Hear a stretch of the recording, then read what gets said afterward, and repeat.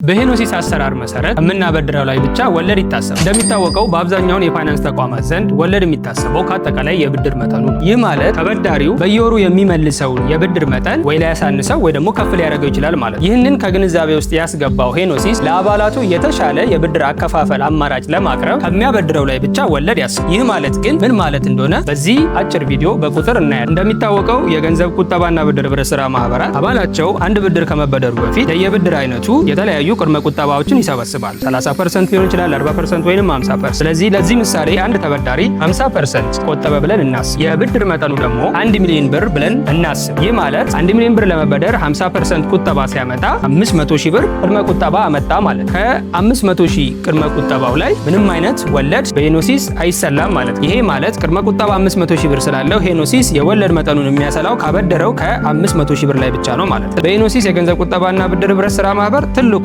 የወለድ መጠን 17.5። ስለዚህ አጠቃላይ በብድር ዘመኑ 500 ሺህ ይባዛ በ17.5% ይሆናል ማለት ነው። በአጠቃላይ የብድር መክፈያ ዘመኑ የሚከፍለው የኢንተረስት ወይም የወለድ መጠን 87500 ብር ይሆናል ማለት ነው። ስለዚህ በዚህ አጭር ምሳሌ ለማየት እንደሞከርነው ልዩነቱ ግልጽ ነው። ያስተውሉ፣ የተሻለውን ይምረጡ፣ ይቆጥቡ፣ የተሻለ አቅም ይፍጠሩ። ሄኖሲስ የገንዘብ ቁጠባና ብድር ህብረት ስራ ማህበር